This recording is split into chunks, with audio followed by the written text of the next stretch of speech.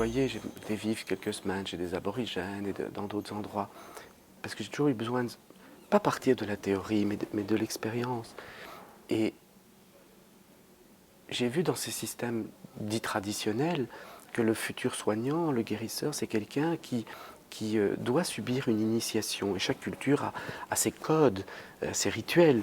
Mais en soi, l'initiation, c'est se rencontrer, accepter de mourir à une certaine idée de soi et de la vie, et découvrir plus de soi et de la vie, et plus de vie. Et aller au-delà des peurs, parce que c'est souvent d'ailleurs des rituels qui font dépasser certaines peurs. Et je trouve qu'une personne qui est malade aujourd'hui, j'accompagne beaucoup de personnes malades, et en particulier des gens qui ont le cancer, et ce n'est pas tellement leur maladie, c'est les traitements qui les emmènent dans le processus initiatique, parce que ces traitements sont, notamment les chimiothérapies, des petites morts chaque fois. On sent l'énergie qui nous quitte, on est obligé d'accepter les limites, même si au départ on dit je continuerai. Non, à un moment donné, on est au fond de son lit, on ne peut plus. Et puis on accepte, on lâche, et le corps commence à retrouver de la force, et on retrouve de la vie, et c'est ces petites morts.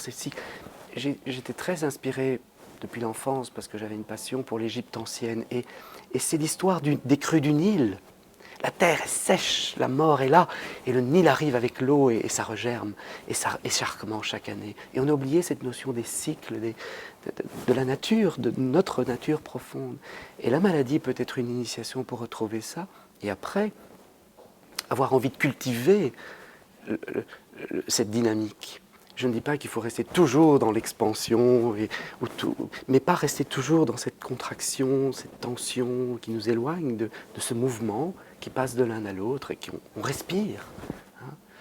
Et la maladie apprend à re-respirer quelque part, à retrouver le souffle vital. Et je le vois, moi, les personnes que j'accompagne, je vois dans le fond de leurs yeux si elles ont recontacté le souffle de vie. Et en latin, le souffle, c'est spiritus. Et spiritus, c'est ce qui a donné le mot spiritualité. Je pense que c'est une initiation spirituelle. La maladie peut être une initiation spirituelle pour celui qui veut bien le regarder ainsi. Et c'est vraiment retrouver ce souffle, le spiritus. Oh là là, on dit des bonnes choses là. Hein. On dit des choses qui rendent joyeux. Parce que quand je les entendais, quand j'étais plus jeune, je sentais la joie. Mon intellect était apaisé, rassuré, mais je ne l'avais pas encore tout à fait senti dans mon corps. Et c'est la méditation, les retraites, l'écoute intérieure qui m'ont permis de mieux le sentir dans mon corps. Et puis la maladie aussi, j'ai été paralysé en 2009, traversé, comme tout le monde, quelques événements de vie, des épreuves, des crispations, des crises, des tensions. Et c'est là où je me suis dit, non, tu peux vraiment le sentir. Et une fois que c'est senti, ça ne vous quitte plus. On peut parfois se garer un peu, mais on y revient parce que, d'ailleurs, je vois bien, quand des personnes ont été très malades, souvent, elles deviennent sensibles, dans le sens où elles ne peuvent plus s'imposer les mêmes rythmes de vie, elles ne peuvent plus s'imposer les mêmes contraintes, même si leur mental dit « mais il n'y a pas de choix, je suis obligé », leur corps dit non. Alors on dit « ah, il est devenu fragile ». Moi, j'appelle pas ça de la fragilité, j'appelle ça de la sensibilité, et heureusement, parce que du coup, c'est une manière de mieux respecter la vie en nous, hein, et ce mouvement qui doit pouvoir passer de l'expansion à la contraction, de l'action à la contemplation. Il faut ce mouvement, pas tenir. 2 ans de retraite. Oui. Et pour la première fois, parce que j'ai fait quelques retraites, quand je suis tombé malade en 2009, après je suis parti 6 mois en Égypte, dans la campagne, dans une petite maison. C'était le rêve de mon enfance. Et comme je me suis dit, une fois que tu as été paralysé, tu dois penser qu'un jour tu pourrais mourir aussi. Donc, qu'est-ce que tu ferais si tu te restais quelques mois avant de mourir? Et c'était ça que je voulais faire. Alors je l'ai fait, j'ai écrit ce livre d'un homme en quête de cohérence pour montrer, pas pour parler de ma vie, mais pour montrer comme c'est une tension permanente en chacun entre le moi, l'ego qui cherche à se rassurer, il est dans le faire et dans le prouver, et puis l'essence de l'être tout au fond qui rappelle, non, la vie n'est pas là, la vie est dans la source, dans cet espace paisible et silencieux qui est au fond de chacun de nous, qui est toujours là cet espace. Il n'est pas créé, il est là. C'est les pensées qui se créent à partir des sensations, des émotions. Mais l'espace paisible et silencieux, il est là pour toujours. Il est là avant qu'on existe et il sera encore là après que nous ayons cessé d'exister. C'est l'éternité. Hein. Et alors je faisais des retraites comme ça en me coupant un petit peu du monde extérieur. Et cette fois-ci, j'ai dit non, tu restes dans le monde, dans ta famille. Tu refuses des sollicitations, tu ne prends aucun engagement, tu fais des économies à l'avance pour pouvoir vivre pendant ce temps-là. Et quand vous vivez dans cette connexion-là, vous avez besoin de très peu de choses. Donc les économies peuvent durer. Enfin, elles peuvent nous aider à subvenir assez longtemps à des besoins de base et essentiels. Et c'était vraiment intéressant pour moi de découvrir qu'on peut, quand on a suffisamment d'espace à l'intérieur de soi, on peut vivre dans un monde agité sans s'agiter trop soi-même. Hein? Alors maintenant que je suis sorti de la retraite, je vais essayer de garder cet espace suffisamment libre et respirant pour ne pas me réagiter trop. Et c'est intéressant de voir comment... Mais si on est conscient et pas trop dupe de soi, ben c'est juste drôle finalement de voir comment on peut tomber dans le piège, retomber dans l'agitation à cause des peurs et toute cette volonté de complexifier les choses pour s'hyper protéger. Tout ça n'est pas nécessaire. Tout ça n'est pas nécessaire. On devrait se rappeler qu'on va mourir. Parce que ça aussi peut-être que la maladie, surtout quand elle vient rappeler qu'elle pourrait aboutir à une fin de vie précoce ou prématurée par rapport à ce qu'on espérait. La maladie peut alors vraiment nous faire relativiser et dire mais de toute façon un jour il faudra que je lâche tout, alors je peux peut-être déjà apprendre à lâcher un peu pour revenir à construire une vie qui respecte cet essentiel, c'est-à-dire cet espace paisible et silencieux, et de ne pas le laisser trop polluer par mes peurs, mes défenses et l'agitation. Hein. C'est ça la retraite. C'est bien. Et ça fait combien de temps que vous en êtes sorti? Une semaine. Ah oui. Oui. Ah oui. Et j'ai déjà bien travaillé depuis une semaine. Je crois que j'ai donné cours, conférences, parce que comme j'ai créé l'école de la présence thérapeutique, j'avais 3 jours avec une classe cette semaine, et puis la première classe là, de l'année, et puis il y avait aussi des conférences, des participations. J'ai déjà bien été mis à l'épreuve. Et vous entendez peut-être le son de ma voix qui trahit un rhume qui va beaucoup mieux, et peut-être que ce rhume n'est pas là par hasard non plus. Vous voyez, le choc a été violent entre la retraite et la reprise. Et tous ces emails qui se sont accumulés pendant 2 ans. Ceci dit, j'ai lu quelques emails, mais je n'ai qu'une seule adresse, et ce qui fait que j'ai repéré des emails de personnes très très proches avec qui j'étais quand même encore un peu en lien. Mais il y avait un message automatique qui disait qu'il n'y aurait pas de réponse, et je n'ai pas répondu.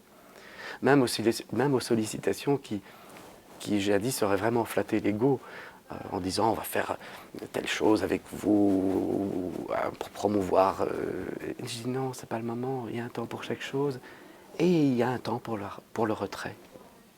C'est pas pour s'isoler et s'enfuir, c'est pour mieux se préparer à revenir et à ne pas simplement réagir tout le temps, mais agir. C'est-à-dire avoir un espace suffisamment grand en soi pour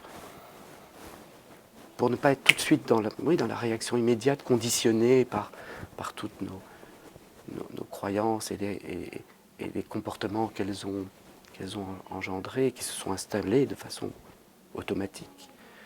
Mais vraiment agir en conscience et faire des choix, avoir l'espace du choix. Et pourquoi alors école présence thérapeutique? L'école de la présence thérapeutique, parce que je peux répondre court ou long, je vais essayer de répondre entre les deux. En fait, dans mon parcours, j'ai pratiqué la chirurgie pendant plus de 12 ans, et puis j'ai quitté en 30 secondes. Le jour où j'ai entendu une petite voix qui m'a dit « si tu restes ici, tu vas mourir », j'ai quitté en 30 secondes. Après, il a fallu assumer, et j'ai fait différentes petites choses, et à un moment donné, je me suis retrouvé dans une école aux États-Unis où, par simple intérêt, j'y allais. Pas pour devenir guérisseur, mais où on formait des guérisseurs. Et on initiait des guérisseurs, c'est plus juste, parce que former, c'est apprendre à faire. Mais pour être dans l'acte de guérison, c'est pas l'acte du soin. C'est quelque chose qui vient en plus de l'acte du soin, et l'acte de guérison nécessite d'apprendre à être, et pas simplement à faire. Donc c'est pas des formations, mais des initiations. Et j'ai suivi un long parcours, enfin pendant 4 années, qui a été beaucoup plus dur que tout ce que j'ai fait dans ma vie. Parce que là, il ne s'agissait pas d'apprendre des choses et les resservir à mes professeurs comme je faisais en médecine. Là, je devais travailler sur moi et lâcher des choses, accepter de repenser même la façon dont je me voyais, dont je voyais la vie, mais à travers des expériences qui étaient parfois, émotionnellement notamment, assez intenses. Et dans tout ça, tout ce parcours m'a fait conclure que malgré que dans cet endroit, dans cette école, aux États-Unis, on m'avait appris certaines techniques de guérison énergétique, etc., fait des positionnements de mains particuliers, je me suis dit que derrière tout ça, il y avait quelque chose de plus profond, de plus important. Et on avait un petit travail à faire en fin de parcours. Et moi, j'ai fait mon travail sur guérir par la présence. Parce que je pense que, quelle que soit la technique, quel que soit le remède qu'on peut proposer, qui dépend beaucoup d'une culture à l'autre, il y a quelque chose de plus important, c'est la présence avec laquelle on applique ce soin, ce remède. Et ça manque profondément dans toutes les écoles où j'ai été invité à prendre la parole par la suite.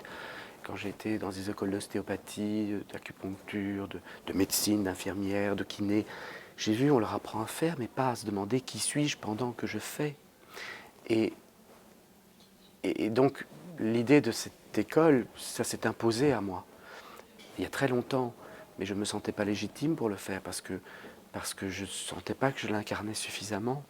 Du coup, des retraites aussi. Et puis finalement, le jour où j'ai senti, j'ai mis en ligne un projet, et j'ai proposé, il y a eu des centaines de demandes pour y participer, tous des soignants d'univers très différents. Et bon, je n'avais pas la place pour accueillir tout le monde parce que je ne veux pas aller dans le superficiel. C'est un travail profond, initiation et accompagnement à la présence thérapeutique. 3 ans. C'est très peu de choses, 3 ans. Mais c'est déjà une façon d'entrer profondément dans la dynamique. Et je pense qu'aujourd'hui, dans un monde où on favorise la quantité, mais du coup la superficialité, pour des raisons économiques, parce qu'on est dans le mass market, là, il faut vendre, il faut faire de la croissance à tout prix, ce qui est absurde puisque la croissance à tout prix ne respecte pas la vie. La vie, c'est des phases de croissance et de décroissance, et je ne prêche pas la décroissance, mais je prêche l'équilibre. et on n'est plus du tout dans cet équilibre. On est tellement loin de la vie, dans ce dogme religieux, c'est un dogme vraiment religieux, de la croissance à tout prix. La religion s'appelant l'économie, même mieux la finance. Mais en attendant, pour toutes ces raisons financières, on est dans cette quantité, et moi je pense qu'il faut prendre le contre-pied, il faut faire de la qualité, quitte à faire moins, mais il faut faire de la qualité. Et donc je vois cette école comme un manifeste politique, j'assume ça, c'est-à-dire une proposition que je n'impose à personne, je ne militerai pas pour l'imposer, mais elle existe. Et il y en a d'autres qui existent, et il y aura d'autres initiatives. Vous savez, quand on est dans la caricature, il y a forcément des réponses. Et comme on est un peu dans la caricature, dans ce déséquilibre, il y aura des réponses citoyennes, et c'en est une. Elle vaut ce qu'elle vaut, elle n'est peut-être pas parfaite, mais je peux l'apporter, parce que je peux l'incarner. Après, c'est ce qui compte. Enfin, pour moi, c'est ce qui compte. Ça donne aussi un peu de sens à mon existence. Parce que si je suis juste là pour consommer et alimenter ce système que je considère débile, alors j'ai raté ma vie, j'ai gaspillé ma vie, c'est pas raté, parce que j'ai gaspillé la vie que j'avais reçue. Donc essayer d'aller dans ce sens-là, c'est l'idée de cette école, et elle fera peut-être des jeunes, je veux dire par là qu'elle inspirera peut-être d'autres initiatives, ou on verra bien. J'ai du temps, je n'ai que 53 ans, il y a un peu de temps devant moi. Et puis si c'est pas moi qui le fais, c'est pas grave. Je veux dire, vous savez, il y a des graines et on peut choisir celles qu'il faut arroser. Si on considère que dans une graine, il y a un germe qui vaut la peine d'un jour donner une plante, arrosons cette graine-là.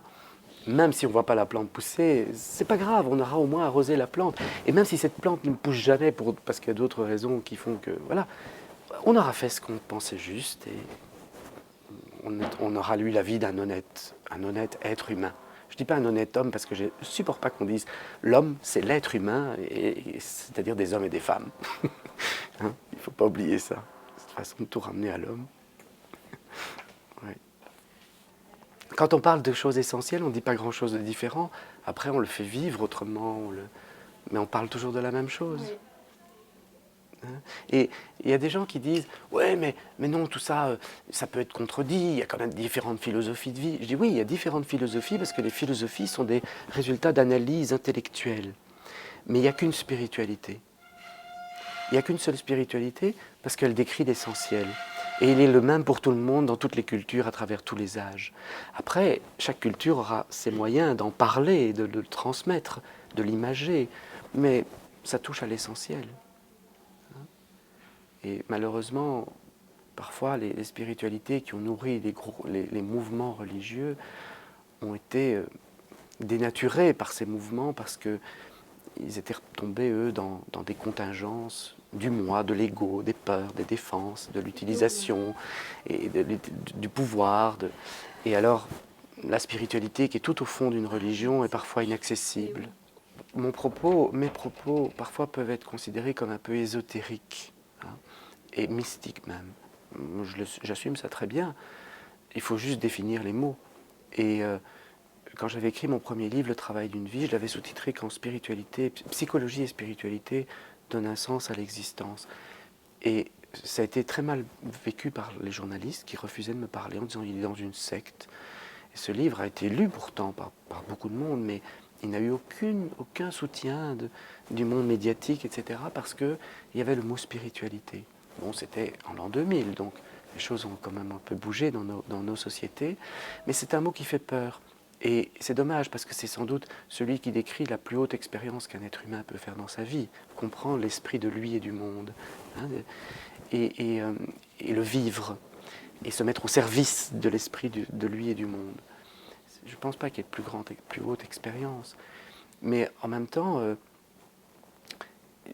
ce qualificatif d'ésotérique, il faudrait aussi le redéfinir parce que l'ésotérique est ce qui est caché, ce qui est à l'intérieur. L'exotérique est ce qui est visible à l'extérieur. Et on s'en tient trop à ce qui est visible. On devrait regarder ce qu'il y a derrière. Justement, derrière toutes ces apparences de ce monde hyper complexe, agité, apeuré, ce monde de l'ego, du moi, de l'individu, de l'individualité, à toute hypertrophiée, surtout dans des cultures hyper individualistes comme les nôtres, et aller voir au-delà. Et là, la symbolique, elle est là dans toutes les cultures depuis toujours, nous donne les codes pour comprendre ce mystère de la pulsation, du souffle du vivant. C'est bête comme chou, hein, finalement, mais on est tellement loin que ça nous paraît compliqué, étrange et dangereux. Ceci dit, quand on touche à l'ésotérisme, à cette dimension profonde, plus profonde et plus subtile de la réalité, on touche aux forces du vivant. Et on peut parfois bien les utiliser ou mal les utiliser.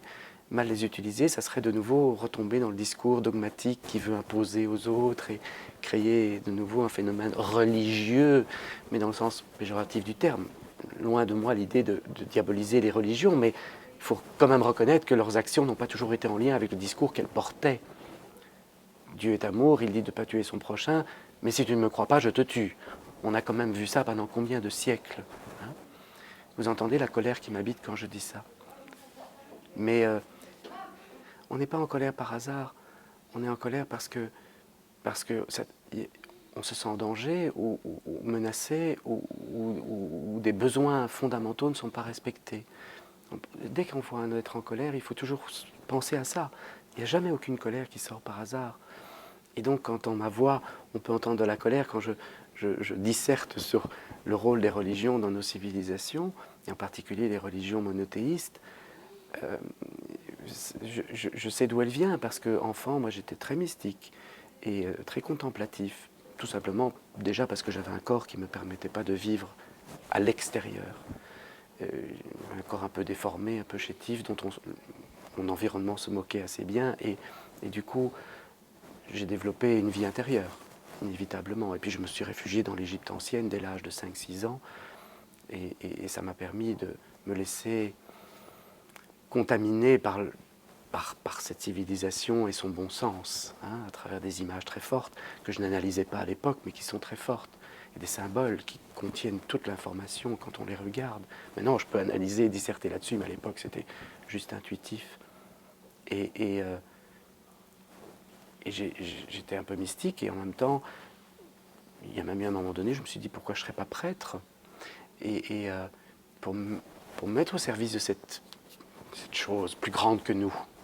Je n'ai pas envie de l'appeler Dieu parce que je ne veux absolument pas personnifier cette chose. C'est plus grand que nous, c'est la vie. Hein. Et c'est là la transcendance. Hein. On se transcende, on se dépasse, on sort de son petit moi et on se met au service de la vie. Et puis, j'avais un grand-père très très religieux qui allait à la messe 3 fois par dimanche, une fois pour lui, il était catholique, une fois pour sa famille, une fois pour le monde. Et il avait une foi un peu comme ça, un peu naïve, mais belle, parce que voilà, il y avait une vraie bonté au fond. Et à chaque repas de Noël, enfin beaucoup de repas de Noël dont j'ai souvenir, ses fils, mon père et ses frères, mes oncles, l'agressaient sur sa religiosité. Et moi, je voulais le défendre, mais en même temps, je ne pouvais pas défendre son discours qui disait que les chrétiens et les catholiques avaient un Dieu et que leur Dieu était supérieur aux autres dieux, que c'était le vrai Dieu parce qu'il s'était incarné dans le Fils, avec le Fils de l'homme, on a fait une relation directe avec ce Dieu, que les autres, ils s'étaient perdus. Et ça me rendait fou. Et je me rappelle, à l'âge de 10 ans, je me levais en plein repas de Noël, je disais, mais non, on n'a pas le droit de parler comme ça, il n'y a qu'un seul Dieu, et c'est le même pour tout le monde. Et on peut en parler différemment, et même les Égyptiens, ils en avaient des dizaines de dieux, mais ce n'étaient que des facettes de Dieu, de la vie. Et ça m'habitait comme ça. Et du coup, je me suis éloigné de ma religion culturelle, celle dans laquelle j'ai baigné, parce que je me suis dit, comme Épictète disait, on ne juge un homme qu'à ses actes et pas à ses paroles. Et les religions parlent, mais moi je ne vois pas les actes. Ou je ne vois pas assez les actes. Maintenant, je vois ce pape François qui m'enthousiasme parce que je me dis, waouh, il y en a un ici qui est en train d'incarner quelque chose avec ses moyens et ses possibilités et tout ça, mais d'hommes et puis d'institutions autour. Mais je n'ai pas beaucoup vu ça. Et donc ça m'a souvent mis en colère parce que je me sentais en danger. Je sentais la vie en danger et ma propre vie en danger. Je trouvais que ce n'était pas juste. Et donc ça explique pourquoi il y a eu cette colère dans ma voix quand j'ai parlé des religions. Mais cette colère, une fois qu'on l'a vue, qu'on l'a éprouvée, qu'on en a pris conscience, il ne faut pas la voir comme une émotion négative. Il n'y a pas d'émotion négative ou positive. En psychologie, on dit ça aujourd'hui. Et c'est une erreur, me semble-t-il. Pourquoi avoir des jugements moraux pour décrire les phénomènes? La science ne doit pas faire de morale. La science devrait juste décrire les phénomènes pour ce qu'ils sont. Or, l'émotion est un phénomène, c'est un signal qui nous renseigne sur la qualité de nos expériences. Et ce signal peut tantôt être agréable ou désagréable. Ça, on le décrit objectivement. Et quand il est agréable, il nous renseigne sur le fait que ce qu'on a vécu est bon pour nous et notre survie. Et quand il est désagréable, il nous renseigne sur le fait que ce n'est pas bon pour nous. Et ce qui sera positif ou négatif, c'est les conséquences de ces signaux. C'est les actes que nous allons mettre en place à partir de ces signaux. C'est nos comportements. Mais en soi, l'émotion n'est ni négative ni positive. Donc la colère n'est ni négative ni positive. C'est ce qu'on va en faire qui va le définir. Et on peut ressentir une colère au fond de soi, ne pas comprendre que ça correspond à un besoin et à une frustration ou à une peur, et accuser l'autre de notre colère. Et à ce moment-là, on est dans l'agressivité. Et il ne faut pas confondre colère et agressivité. L'agressivité n'est qu'une forme d'expression de la colère. Mais on peut aussi avoir tellement peur de cette agressivité, qui pourrait tuer parfois, qu'on retourne alors la colère contre nous, et nous nous agressons nous-mêmes en ne disant pas notre colère, en gardant la tension à l'intérieur de nous, dont on sait aujourd'hui que c'est absolument délétère au niveau physiologique, biologique. Ça nous fragilise, ça nous use, et ça peut même nous mettre dans des dispositions à tomber malade. Et peut-être à un jour voir un cancer naître en nous, même si ce n'est pas la seule cause de ce cancer, mais dans la multifactorialité des causes, ça peut être un élément important. Mais il y a une troisième voie, une fois qu'on a accueilli cette colère dans notre espace paisible et silencieux, on peut dire, mais qu'est-ce que j'en fais? Comment j'utilise l'énergie qui est contenue dans cette émotion? Parce que l'émotion, c'est de l'énergie. Émovere en latin, ça nous met en mouvement. Et quand on sait qu'il y a de l'énergie dans la colère, alors on peut dire, mais maintenant je peux la mettre au service, non pas d'agresser l'autre ou d'agresser moi, mais d'affirmer mon besoin, de dire ma peur et de dire ma vérité. Et donc, quand je sens la colère dans mon discours à propos des religions, j'ai dit, mais ne l'utilise pas pour agresser les religions, mais ne te tais pas non plus. Dis ce que tu crois être juste pour défendre ce qui nourrit une religion, ce qui devrait nourrir une religion, à savoir la spiritualité. Je suis content de dire ça, parce que c'est vraiment important.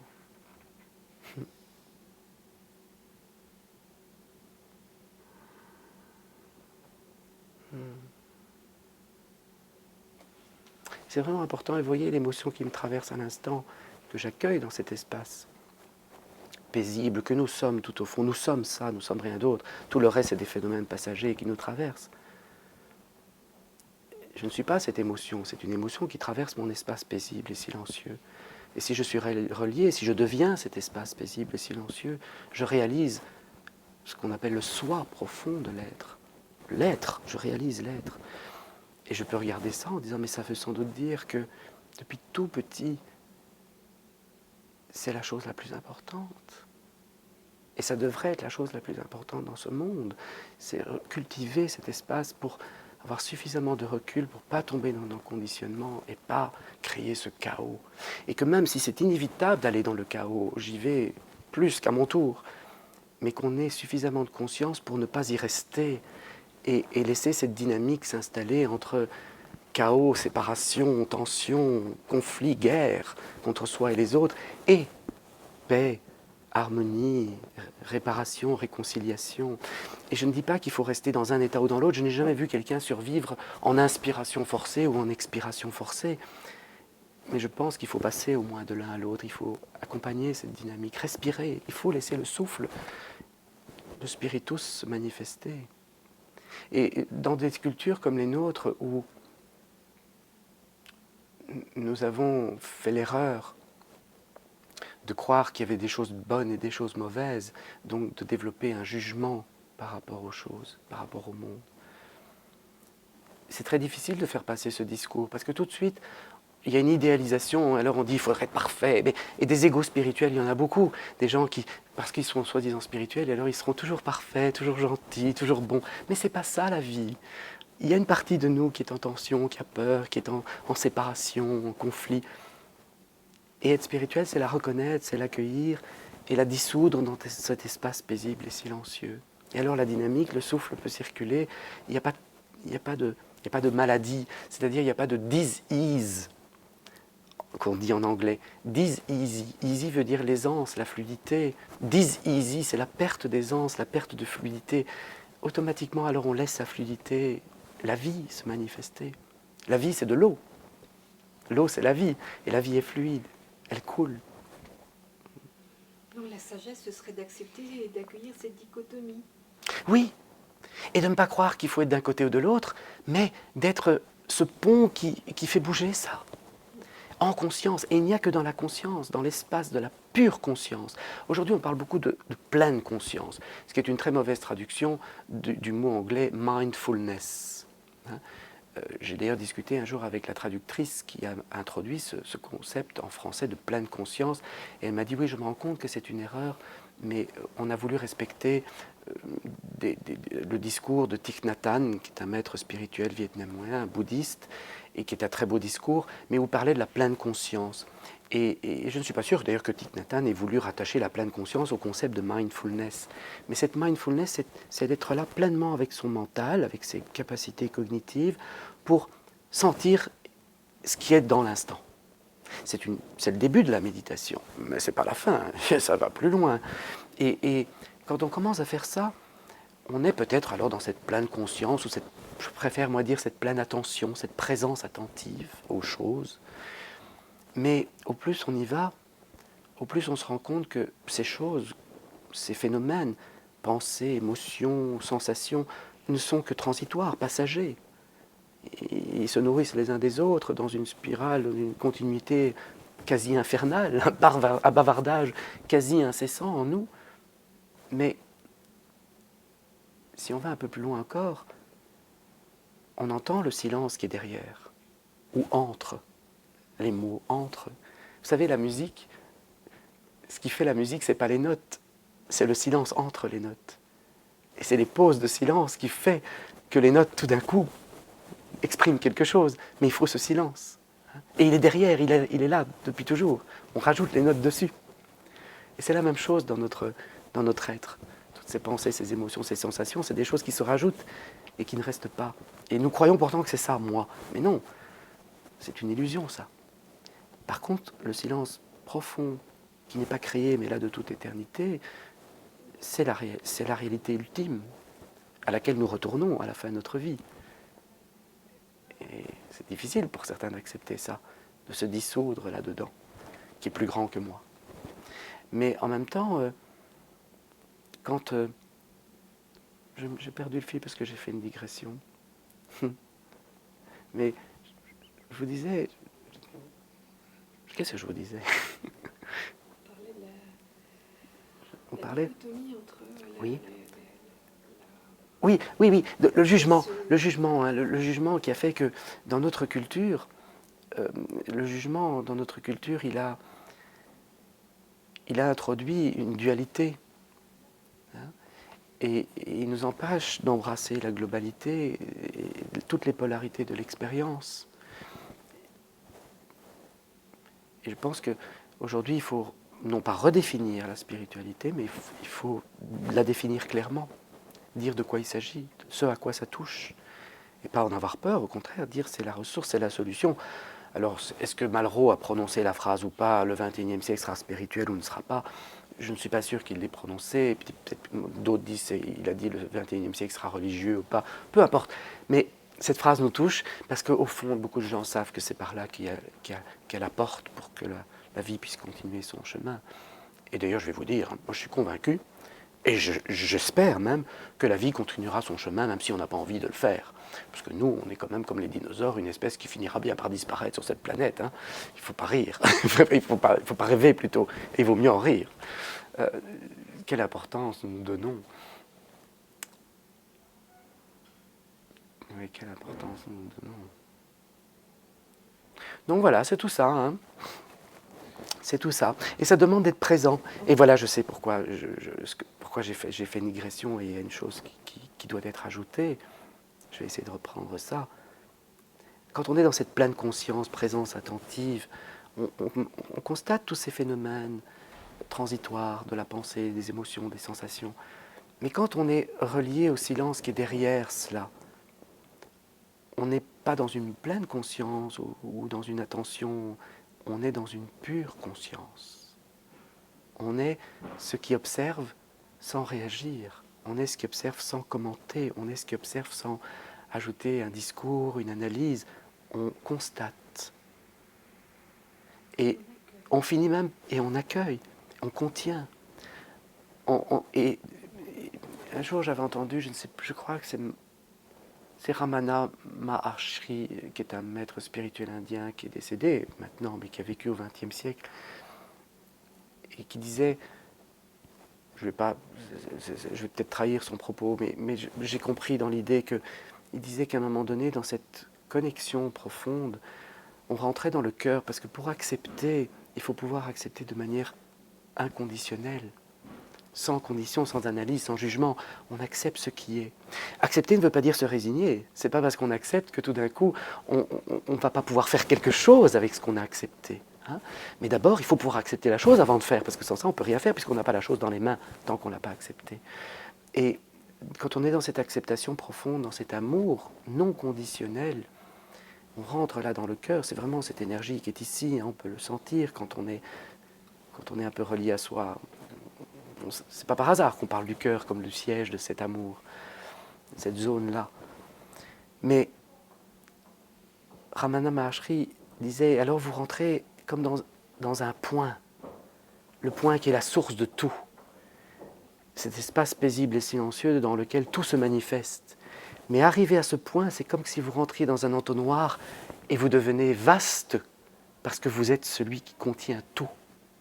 Vous n'êtes pas celui qui contient tout, vous êtes ce qui contient tout. Parce que le soi, par rapport au moi, c'est pas mon soi, c'est le soi que vous avez, que chacun de nous a. Et c'est le même pour tout le monde. Certains l'appellent Dieu, pourquoi pas? Ils le personnalisent en faisant ça. Moi, ça me pose parfois problème parce qu'il faut vraiment être très, très éveillé sur ces choses-là pour ne pas confondre, quand on appelle Dieu, une personne et non pas un concept, mais une expérience. Parce que Dieu n'est pas un concept, c'est une expérience. C'est vraiment l'expérience de ce silence vaste et infini qui contient tout. C'est la conscience cosmique, la pure conscience. C'est des moments d'extase qu'on peut avoir en méditation, ou certains, dans leur vie, ça dure quelques secondes. Et comme disait Jack Cornfield, qui était un moine zen, non pas un moine zen, c'était un moine bouddhiste américain, mais qui est plutôt de la tradition Theravada, et qui a introduit d'ailleurs la méditation Vipassana en Occident. Jack Cornfield, il a écrit de très beaux livres, mais notamment un qui s'intitule « Après l'extase, la lessive ». Et je trouve ça formidable parce que c'est vraiment ça. On a des moments d'extase, et on peut parfois en parler, mais déjà en parler les dénature. Mais après, il faut faire la lessive, il faut essayer de rester près de ce qu'on a vu et se mettre au service de ce qu'on a vu. Et ça demande de nettoyer, d'enlever toutes ces couches de défense égotiques, névrotiques, ces défenses qui créent la névrose, c'est-à-dire que chaque fois qu'on se défend, on recrée exactement ce contre quoi on se défendait. On a peur d'être abandonné, on passe son temps à essayer que les autres ne nous quittent pas, on veut s'assurer de leur attachement, on leur pompe l'air et ils finissent par s'éloigner et on se ressent abandonné. C'est typique de la névrose. Et tout ça fait le drame de notre condition humaine, mais il y a quelque chose de plus grand qui nous attend, plus profond. Et quand j'accompagne des personnes en fin de vie, je vois bien certaines, ce n'est pas une question d'âge, il y a des gens à 25 ans, à 30 ans, 35 ans qui laissent des enfants derrière eux, petits, et qui sont apaisés, tristes, mais en même temps apaisés, capables d'accueillir leur tristesse et de dire « mais j'ai accompli, j'ai compris ce qu'a été la vie, ma vie, et je lâche, je m'abandonne à plus grand que moi, sans même avoir de croyances religieuses, mais parce qu'on a touché à ça. » Et c'est très dur de faire comprendre ça à quelqu'un qui ne l'a pas ressenti en lui. Si ça reste un concept, il faut le ressentir, et donc il faut essayer Moi j'ai toujours envie d'inviter les gens à faire cette expérience, à sentir ce silence, à écouter ce silence, sentir cette paix. Pendant que je vous parle, je la sens. C'est pour ça que parfois je m'arrête pour la sentir. Sans ça, je commence à vous raconter un discours tout fait, ça n'a pas de sens. Il faut que les mots sortent d'un endroit plus profond. Et après, bien sûr, cette connexion à la vie en soi, cette profonde vitalité, qui est ce silence, cette paix, la source de tout, ce que les bouddhistes appellent la vacuité, un vide plein. C'est un grand vide, mais il est rempli de tout ce qui est possible, de toutes ces pensées qui vont surgir, de toutes ces émotions. C'est un vide plein, c'est une vacuité, disent les bouddhistes. J'ai mis longtemps à comprendre ça, à pouvoir mettre les mots dessus, puis à un moment donné, je dis, mais oui, bien sûr que ce grand vide, il est rempli de tout ce qui traverse, mais il est plus que ce qui traverse. Donc il faut le définir, on peut lui donner le nom de vacuité. Mais quand on est là et qu'on devient ça, qu'on accepte que nous sommes ça de manière ultime, que nous sommes cette vacuité, que tout est vacuité, et qu'alors on n'est plus dans du personnel mais dans de l'universel, inévitablement notre rapport au monde, aux choses et aux êtres change et l'altruisme surgit. Parce que on entend le silence qu'on a entendu en soi, on l'entend chez l'autre. Et bien sûr qu'on peut voir le masque que l'autre porte, toutes ses défenses, tous ces côtés agaçants de son caractère, son agitation. Mais comme on est connecté qu'on est soi-même silence à ce moment-là, on entend le silence de l'autre, on voit au-delà. Et on sait que ce silence, il est amour inconditionnel chez l'autre aussi, qu'il est paix. Donc,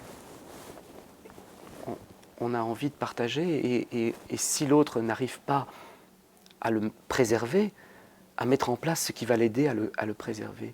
Et ça se manifeste très concrètement par des actes effectivement altruistes, remplis de compassion, dans le sens non pas charité ou pitié, mais compatir. Et j'entends ta souffrance par empathie. Il faut faire la différence entre l'empathie et la compassion d'ailleurs. Parce que l'empathie, il faut être c'est une bonne chose de réapprendre à être plus empathique à pouvoir se mettre à la place de l'autre et entendre, et sentir même sa souffrance, mais en sachant bien que ce n'est pas la nôtre. Même si on peut la ressentir, c'est parce qu'elle réveille des vieilles mémoires en nous de notre propre souffrance. Et l'être humain est un abîme de souffrance quand on commence à explorer, c'est incroyable ce qu'on trouve.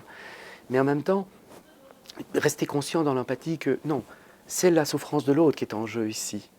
Et alors, si on reste simplement dans l'empathie, on peut devenir stressé parce qu'on ne sait pas quoi faire avec ça, on souffre pour l'autre, et on voit des gens, je souffre pour toi, je suis malheureux, tu me rends malheureux d'être malheureux, et on n'en sort pas.